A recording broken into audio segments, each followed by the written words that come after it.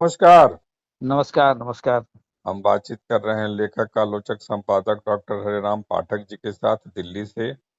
मुरारी बापू को लेकर अब जो है वो काफी राम कथा वाचक दूसरे तीसरे चौथे भी काफी जो स्वनाम धन्य है आ रहे हैं। उसी में एक राघव जी भी अयोध्या के जो हैं वो राघव जी काफी चर्चित राम कथा वाचक हैं। और उन्हें जिस तरह से विस्तार से बताया है कि जब रामचंद्र जी खुद जो है भरत जी दशरथ जी के ये निधन के बाद जिस तरह से उन्होंने चित्रकूट में पिंडदान किया और 10 दिन तक लगातार सूतक में रहे, और उसके बाद भरत जी ने भी जहां रहे वहां उसी तरह से विधि का पालन किया, एक एक विधि का पालन किया। और उसमें अब जो है वो आप काशी जाते हैं, बाबा काशी के मंदिर का आप स्पर्श करते हो तो अभिषेक करने तक की नए सिरे से अभिषेक करने की बात कह रहे हैं। क्या ऐसा तो होगा नहीं कि एक सूतक का जो एक कोई भी आदमी रहे वो वहां पर स्पर्श कर दिया आप उसको तो अपवित्र बोधन की तरह कह रहे हैं कि तो अपवित्र आपने कर दिया है उसको। जी, और यह भी कि आप प्रायश्चित किसी के दबाव में कर रहे हैं तो वो प्रायश्चित थोड़ी ही कहा जाएगा, ये तो स्वविवेक की बात थी। बिल्कुल। ये काफी कुछ लग रहा है। और उसमें स्वामी रामदेव जो योग के नाम पर जिस तरह से एक यह भी आपको लग रहा है कि धर्म के जो नाम पर बाजार का जो विस्तार हो रहा है, और यही हुँ, लोग जो है लोक आस्था जो तुलसीदास जी, बाबा तुलसीदास जी ने जो लोक आस्था की स्थापना की थी, लोक को कैसे बचाना है, लोक के आस्था को कैसे बचाना है, कि स्व कष्ट स्व कष्ट से, स्व कष्ट दुख से जो है अपने आप को, क्योंकि तुलसीदास के पूरे जीवन को देखेंगे तो स्व कष्ट कष्ट ही अंतिम समय तक वो कष्ट में जाते हैं, जिसमें कहते हैं कि जर्जर सकल शरीर पीर भई है, पेट पीर, बाहु पीर, मुख पीर, जर्जर सकल शरीर पीर भई।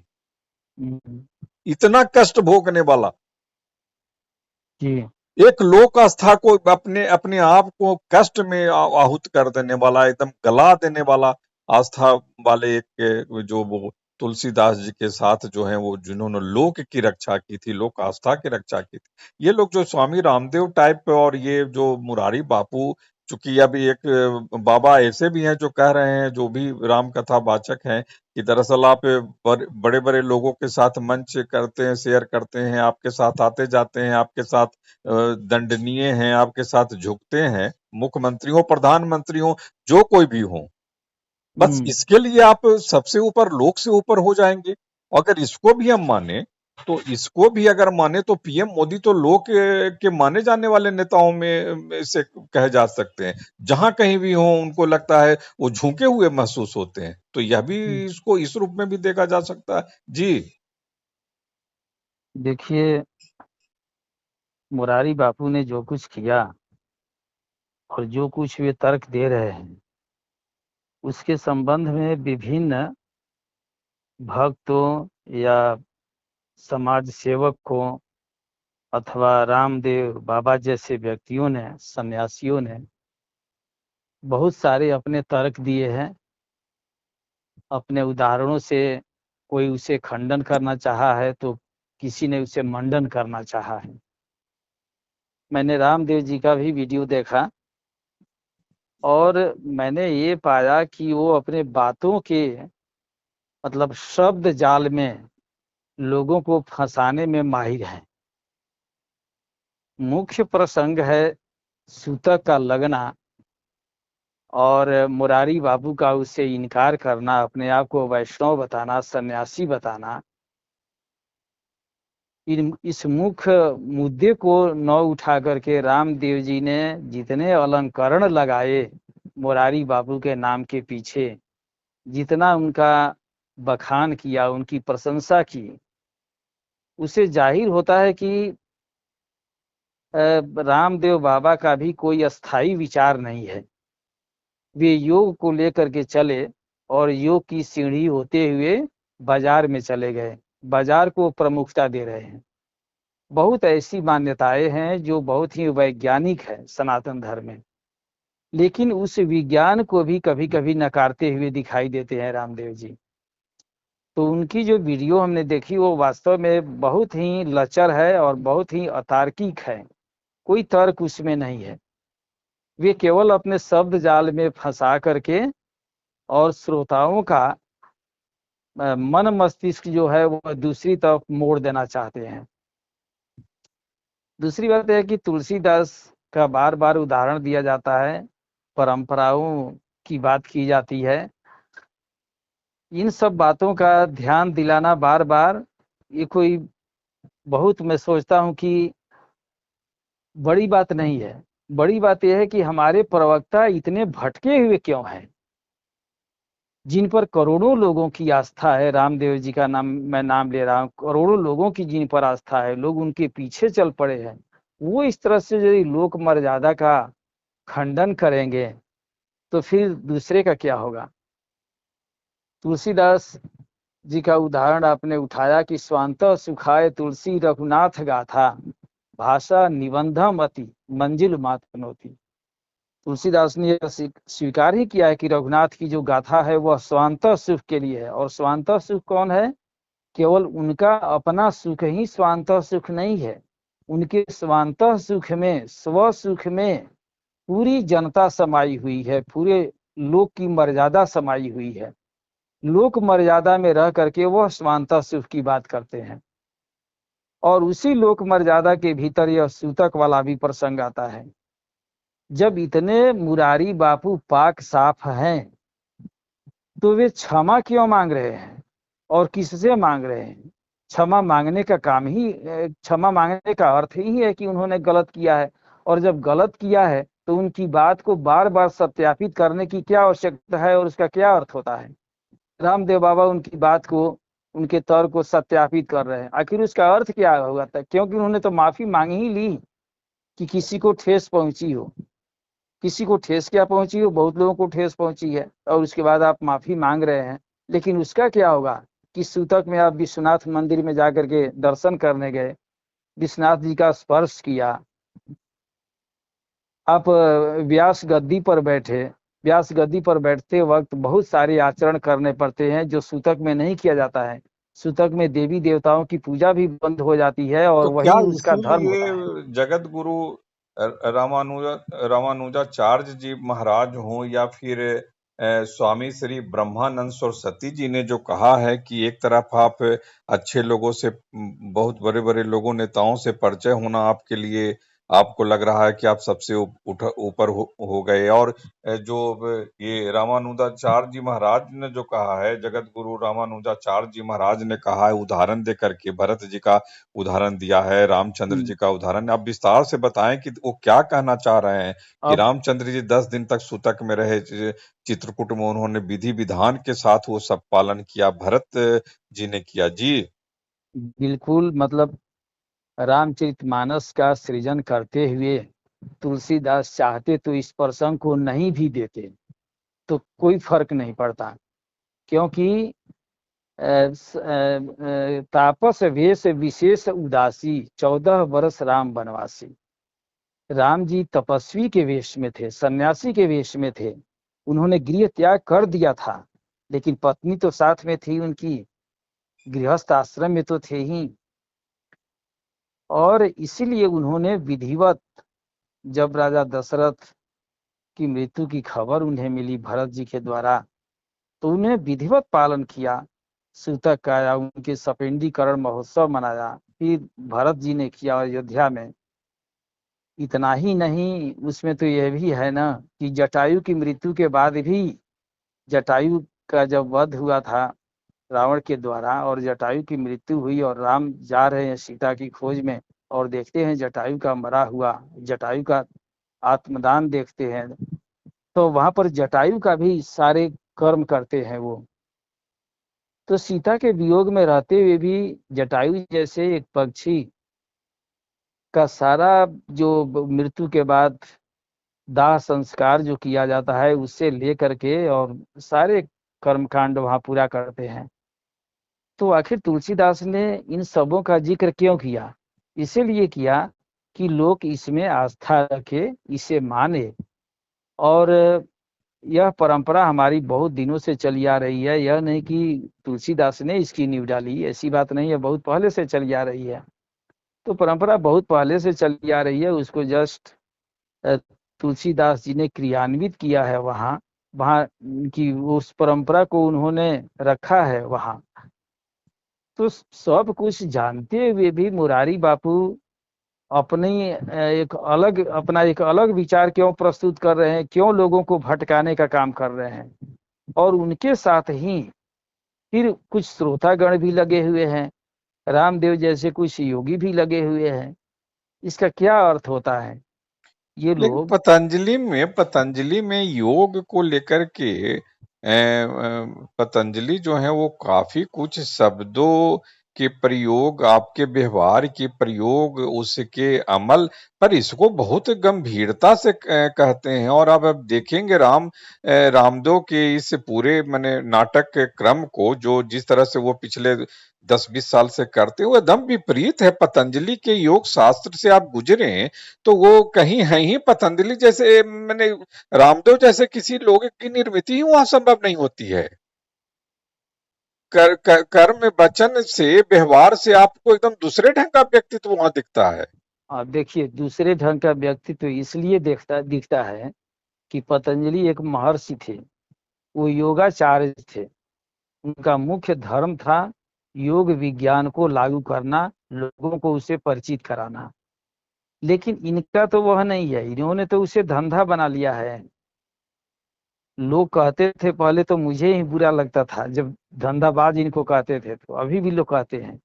लेकिन जब ये व्यापार की तरफ इनका आवश्यकता से अधिक झुकाव हो गया, तो व्यापार की तरफ झुकाव हो जाने के बाद तो भाषा भी तो वही व्यापारी की ही निकलेगी, जहां नुकसान और मुनाफे की बात होगी।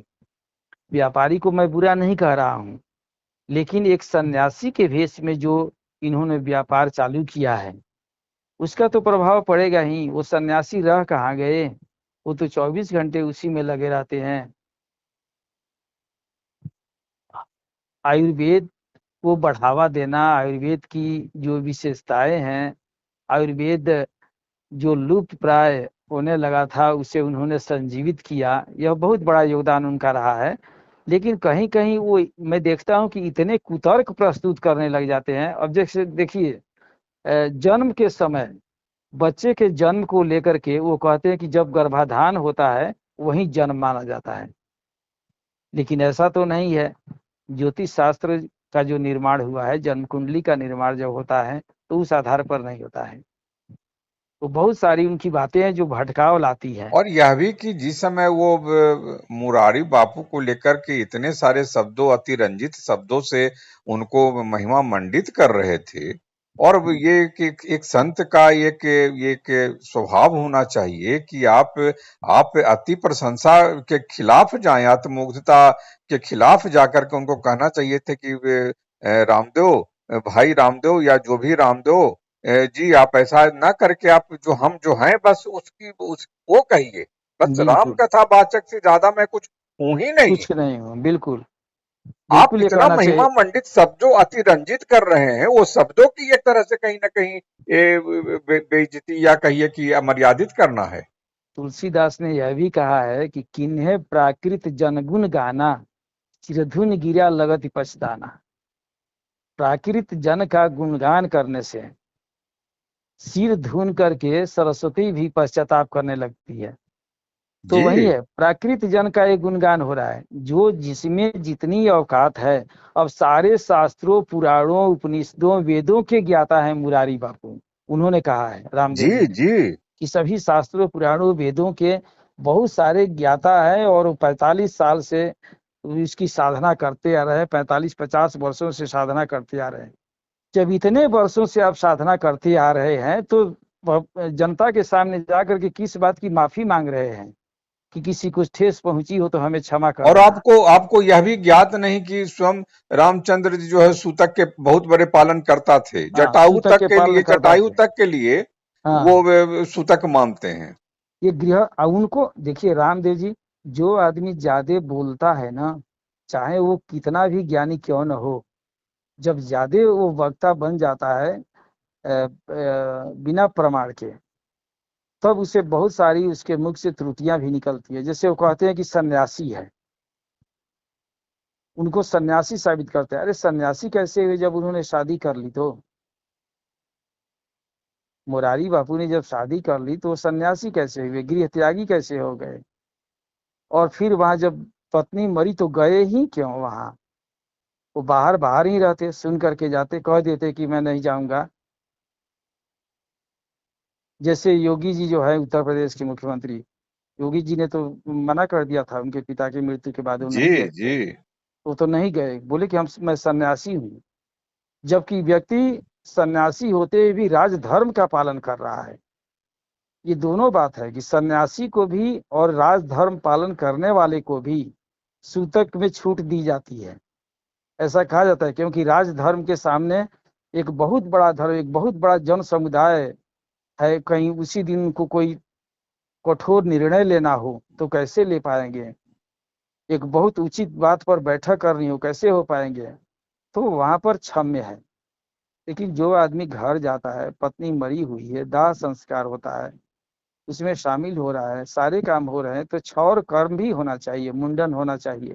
क्षौर कर्म कहाँ हुआ? ये सारी बातें हैं। अब ये एक हमारा एक आखिरी दुर्भाग्य कहा सवाल, जाएगा। एक आखिरी सवाल, संवाद चूंकि जारी है हम लोग बाबाओं को लेकर के और ये तमाम जो लोक आस्था से जो खिलवाड़ करते हैं, एक आखिरी सवाल यह है कि जो पूंजी जिसको हम लोग अंग्रेजी में कैपिटल कहते हैं, क्या पूंजी इतनी हावी हो जा रही है कि आपके मन मस्तिष्क को जो है वो बाजार का तो विस्तार कर दे रहा है, लेकिन लोक की आस्था की जो गहराई है उसमें उतरने से वो मना कर दे रही है पूंजी। वो पूंजी जहाँ होगी वहां लोक आस्था की गहराई में उतरेगा कहाँ? आखिर आपको कोई भी चीज उतारती है, सोच ही तो उतारती है। आपकी सोच जैसी होगी वैसे ही आप उतरेंगे। अब उनकी सोच है एक व्यापारी की, तो लोक आस्था की गहराई में कैसे उतरेंगे? लोक आस्था की तो कभी बात ही नहीं करते हैं रामदेव जी। योग वगैरह करते हैं, सिखाते हैं, बहुतों को निरोग उन्होंने बनाया, काया पलटी, सब ठीक है। लेकिन जो सूक्ष्म चीजें हैं, जो बारीक हैं, जो समाज में रूढ़ बनी हुई है, जिस पर समाज चल रहा है, उसके हृदय स्थल पर रामदेव जी का उतारना संभव नहीं है। वो बहुत दूर भटक चुके हैं। योग को भी उन्होंने व्यवसाय बना लिया है। सारी चीजें जो है वहाँ मतलब देखने लायक है। कि जब हम जाते हैं तो मैं तो पतंजलि के आश्रम में भी जा चुका हूँ, वह देख चुका हूँ, वहाँ का खेल भी जो है वो। लेकिन खैर उस पर कुछ कहने की आवश्यकता नहीं है। मुझे आवश्यकता बस अपनी बात को वहीं तक सीमित रखना है कि साधु संत यदि इस तरह से प्रवचन करता, इस तरह लोगों को दिग्भ्रमित करते रहेंगे तो हमारा समाज किधर जाएगा? पुनः भटक रहा है और पुनः लगता है कि तुलसीदास को पैदा होना होगा, क्योंकि भटका हुआ समाज था तब तुलसीदास पैदा हुए थे और रामचरितमानस जैसी कृति उन्होंने दी। नाथ संप्रदाय है या सिद्धों का जो संप्रदाय है, योगियों का, उनको लेकर के बौद्ध मठों में व्यभिचार का जो अड्डा बना हुआ था, समाज कितना विकृत हो गया था, कितना भ्रष्ट हो चुका था। इधर गुलामी की जो बेड़ियां थी वो पैरों में पड़ी हुई ही थी। सब तरह से समाज जब निकृष्ट हो गया तो तुलसीदास ने उस समय आस्था को पकड़ा और स्वांतः सुखाय के आधार पर उन्होंने परांतः सुखाय की परिकल्पना की। सबके सुख के लिए रामचरितमानस को बहुत कष्ट झेलते हुए, बहुत पीड़ा झेलते हुए आखिर रामलला नहछू उन्होंने क्यों लिखी? रामलला नहछू तो पूरी की पूरी जो है लोक गीत है। जो विवाह के अवसर पर स्त्रियां गीत गाती है वो अधिकांशतः तुलसीदास की रचित है। तो लोक आस्था में उन्होंने डुबकी लगाई है। लोक का उद्धार करने की कामना से वो आगे बढ़े थे, इसलिए उनमें वो सार चीजें दिखाई देती है, लोकतात्विक गुण दिखाई देती है, मर्यादा दिखाई और देती है। विनय विनय पत्रिका में कहते भी हैं कि सपने हो न भक्ति। हम्म। आपको भक्ति करने के लिए आपको लोक आस्था के अंदर प्रवेश करना ही होगा। करना ही होगा। या आप जो सपने दिखा रहे हैं मुरारी बापू और ये क्या, अरे वो योग वाले वो रामदेव, हम्म। ये सपने बेच रहे हैं और हम सपने में कहें कि सामान बेच रहे हैं और सामान हम के का साथ जो है वो सौदा कर रहे हैं और पूंजी की दुनिया रामदेव बना रहे हैं। रामदेव जी कहते हैं ना कि बापू एकदम सादगी में जीते हैं, एकदम सीधे सच्चे हैं। चार्टर विमान विमान में चलना और हाँ माने हाँ, कितनी बड़ी सादगी है। मैंने कितनी सोचिए बड़ी एक दूसरे सादगी। का बचाव कर रहे हैं, एक दूसरे चार्टर विमान ये में चल रहे हैं, दूसरे हाँ, दूसरे एक चार्टर। दूसरे का बचाव कर रहे हैं, सादगी माने है हम तो। लोग जैसे लोग जो हम लोग लोक को लेकर समझने में ही साहित्य में मर खप रहे हैं कि हम्म, लोक की समृद्धि हो, उन्नति हो, तरक्की हो, लोक मजबूत हो, उसका तो कोई मूल्य ही नहीं है इन सौदागरों के बीच में। बिल्कुल इन सौदागरों के बीच में कोई मूल्य नहीं है। ये लोग हम कहते हैं कि देखिए, सादा जीवन उच्च विचार। जीवन उनका सादा है, बाहर से दिखाई दे रहा है कि वो की गंजी और एक धोती पहने हुए हैं, माला लटकाए हुए हैं गले में, ये तो दिखाई दे रहा है। लेकिन विचार कहाँ ऊंचा है। विचार को आप देखेंगे तब तो बाद बाद में 80 84 साल के होकर के जब क्षमा मांग रहे हैं, तो इसका मतलब कि आप गलती ही क्यों करते हैं। आप ऐसा का और एक दिन ऐसी तो गलती अभी नहीं शायद है कि। 84 साल के नहीं हुए होंगे कि हो गए हैं। नहीं, अभी तो रामदेव जी ने वो वही कहा कि 80 84 साल के हो गए हैं बापू जी, और इस उम्र में उनकी आवाज इतनी तगड़ी है कि मेरी आवाज दब जाती है। उन्होंने ही कहा है, तो उनकी ही बात मैं मान लेता हूँ। माने कि 80 साल की उम्र में यदि ये ऐसा कर रहे हैं रामदेव जी के अनुसार, उन्होंने जो प्रवचन दिया है उनके पक्ष में, उसमें उन्होंने उल्लेख किया है, तो इतना यदि 80 साल की उम्र में आप इतना जोरदार बोल रहे हैं, तो आपका विचार भी जो है बहुत प्रौढ़ता को प्राप्त कर लेनी चाहिए। आप ऐसा कर्म न कीजिए कि याचना करनी पड़े। और इस तरह की क्षमा याचना मतलब कोई ये ऐसी ही गलती नहीं है। उन्हें समय मिला है 3 दिन का सोचने विचारने का। ऐसा नहीं है कि झट से कोई गलती हो गई, आदमी से गलतियां होती है, कोई बात नहीं है, वो क्षम्य होता है। और क्षमा मांगना कोई बुरी बात नहीं है, ये बड़प्पन का ही लक्षण है। लेकिन फिर उसी बात पर दृढ़ भी लेकिन रहना। उसी को तो रामानुजाचार्य जी महाराज ने कहा है कि अगर आप उस तरह से पश्चाताप करते हैं तो वो स्व होना चाहिए, दबाव में नहीं होना चाहिए। दबाव में नहीं होना और चाहिए। अगर दबाव में कर रहे हैं तो फिर वो पश्चाताप नहीं है। अरे देखिए, ये नाटक देख लीजिए पहले कि वो पश्चाताप कर रहे हैं या क्षमा मांग रहे हैं। और जब रामदेव जी उनका पक्ष लेकर के बात करते हैं तो इन प्रसंगों को उठाते ही नहीं है। वो बिल्कुल हवा में भांज देते हैं अलंकार और लगा यह भी करके, और कि ये लोग पब्लिक ताली मुझे अगर बजाने लगती है। छेड़ेंगे तो मैं भी मुंह में जबान रखता हूँ। हाँ, हम भी मैंने हमारे मुंह में भी जबान है, हम भी चुप नहीं रहेंगे। ये धमकी भी दे रहे हैं जिसको कि शंकराचार्य जी ने पकड़ा था, अभी मुक्तेश्वरानंद जी महाराज ने की, तो फिर ये कौन ऐसी बात है कि उस हिंदू धर्म में जिसको खोल देंगे कि विस्फोट हो जाएगा। और विमुक्तेश्वराचार्य ने। आप चूंकि खुद साहित्य विमर्श के आप संपादक रहे हैं और काफी कुछ धर्म और साहित्य को लेकर एक गहरी आस्था आपकी रही है, और काफी कुछ उसमें संस्कृत साहित्य में भी डूबे रहे हैं, और तमाम न्याय शास्त्र से लेकर के जितने भी हैं वो जानते हैं इनको। निश्चित तौर पर आप आखिरी एक सवाल है कि इनको किस नजरिए से देख रहे हैं और कितने ये एक खिलवाड़ कर रहे हैं, उस पर लोग पर कितना असर पड़ेगा। जी। आपने इन वस्तुओं पर चिंतन किया है, और निरंतर आप मुझसे चाहे अन्य लोगों से साक्षात्कार ले रहे हैं, उनके विचार जान समझ रहे हैं, यह बहुत बड़ी बात है। मैं नहीं देखता हूं कि कोई पत्रकार इतना निष्पक्ष होकर के इस जैसे पर कि चिंतन करे। योग शास्त्र से आप गुजरेंगे तो मन क्रम वचन, उसमें हाँ, योग सिर्फ शारीरिक योग तो है नहीं। बिल्कुल उसमें बिल्कुल नहीं। कहते हैं पतंजलि जी महाराज कहते हैं कि उसमें आपका इधर से उधर एक रत्ती नहीं हो सकता है, फिर योग सफल ही नहीं होगा। तो बिल्कुल। उस अरे फॉर्मेट में पहला तो ही, रामदेव जैसे लोग तो कहीं आते ही नहीं है, और पूंजी की तो बात ही नहीं है बिल्कुल। अब आप देखिए, पहला ही श्लोक है योग शास्त्र का, योगस चित्त वृत्ति निरोधा।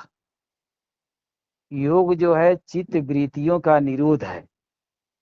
चित्त वृत्तियां विभिन्न प्रकार की होती हैं, वो बहुत तरह से मानव मन को भटकाती है।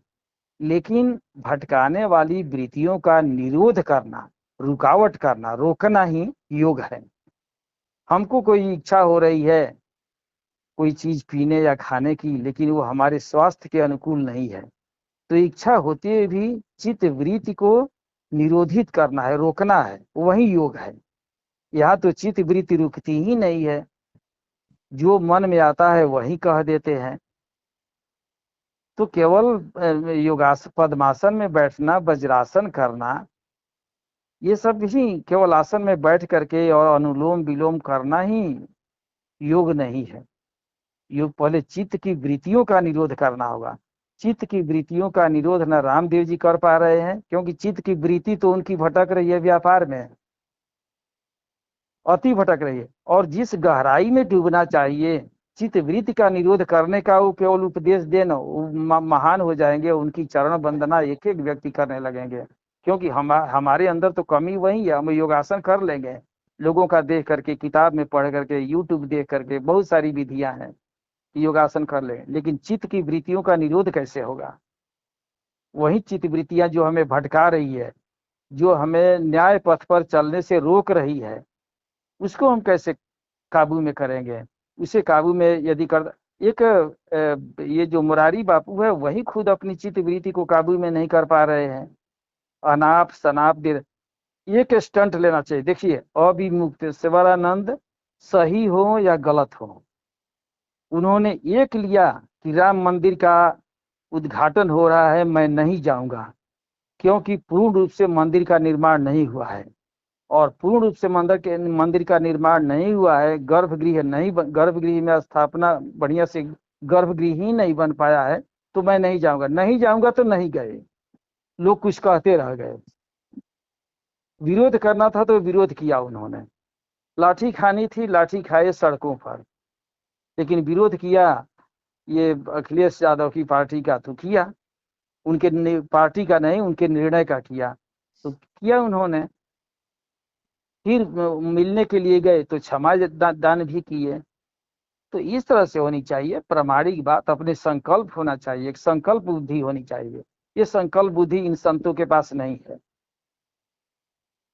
तो आपने समय निकाला, उसके लिए बहुत बहुत आभार। हम लोग आगे भी संवाद जारी रखेंगे, क्योंकि ये लोक और लोक आस्था से जुड़ा हुआ मामला और ये काफी एक गंभीर मसला है। उसको हम लोग भी कहीं ना कहीं महसूस करते हैं और उसमें जीते हैं और जी रहे हैं। और ऐसे हमारे जैसे करोड़ों करोड़ करोड़ों करोड़ लोग भरे पड़े हैं, जिनकी लोक आस्था पर किसी प्रकार का अगर हमला होता है, किसी प्रकार उस पर अगर अशोभनीय अगर कोई व्यवहार होता है, तो निश्चित तौर पर हम लोग संवाद करेंगे। आपने समय निकाला, उसके लिए बहुत बहुत आभार। नमस्कार।